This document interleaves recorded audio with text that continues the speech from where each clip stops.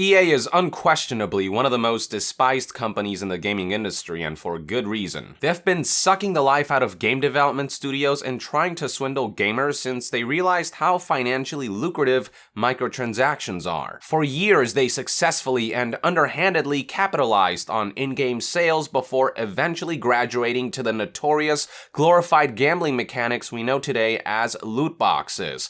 But in 2017, Icarus flew too close to the sun. The release of the insidious Battlefront 2 set into motion a series of events that would endanger EA's Achilles heel of a loot box business. But beyond that, EA's reputation has never been worse. The company is already infamous for being voted the worst company in America for 2 years in a row in website Consumerist. More recently, they placed 5th in website 24/7 Wall Street's most hated companies in America for 2017.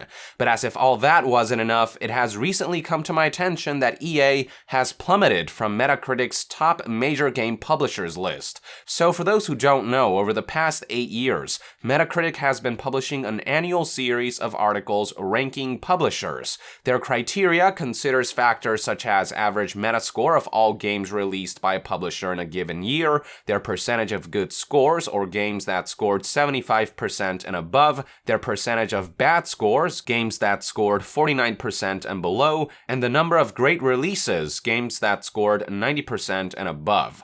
Once all that data is analyzed, publishers are ranked in one of two lists: major publishers, who are comprised of those who release 12 or more titles in 1 year, and mid-sized publishers, who are comprised of those who release between 6 to 11 titles in 1 year. With that in mind, let's talk about how a few days ago, on February 26th, 2018, Metacritic published their 8th annual game publisher rankings, detailing game companies' performance for 2017.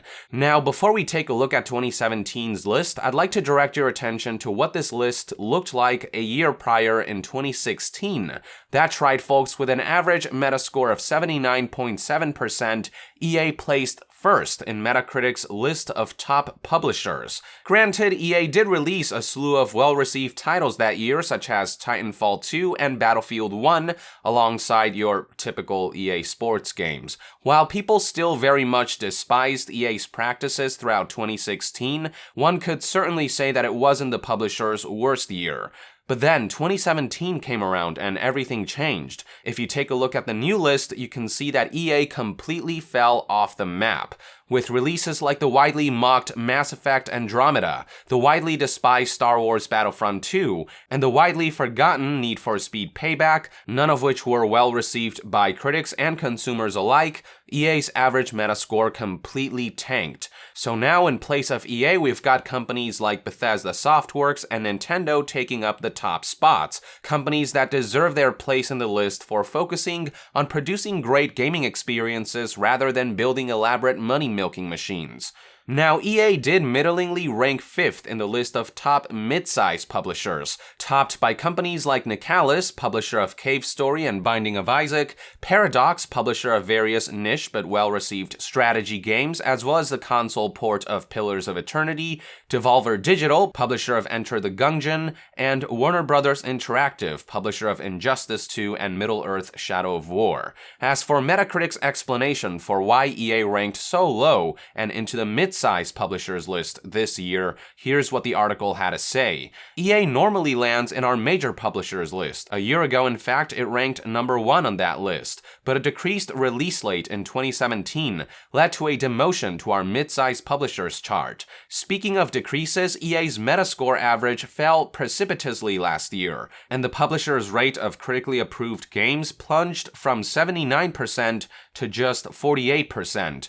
Metacritic users, meanwhile, trashed almost all of EA's releases. The company's many 2017 disappointments included Need for Speed Payback and Star Wars Battlefront 2. EA's best game last year, FIFA 18. Yup, in terms of critical reception, FIFA 18, with its Metascore of 84, was the most positively received game from the company, but even then, the user reception was less than stellar, to put it lightly. How EA fares in 2018, especially in response response to the Battlefront 2 lootbox controversy remains to be seen.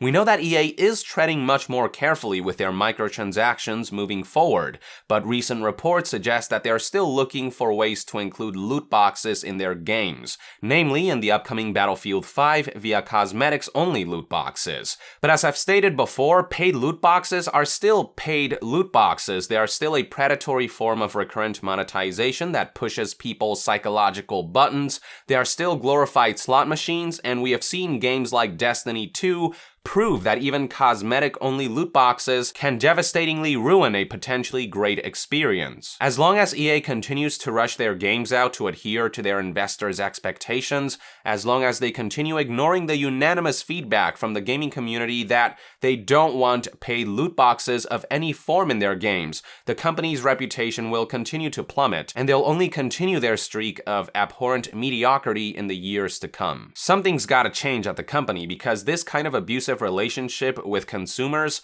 isn't sustainable in the long run. These are just one man's thoughts and opinions anyway. I'd love to hear what your take is on all of this in the comments below. With that, I would like to end this news update. Thank you for tuning in. If you enjoy my content, consider supporting me on Patreon. It is completely optional, but donating even as little as $1 a month will go a long way in helping this channel grow. And to be further updated on all things gaming news, reviews, and discussions, stay tuned right here on Young Yeah. I'll see you guys next time. Young out.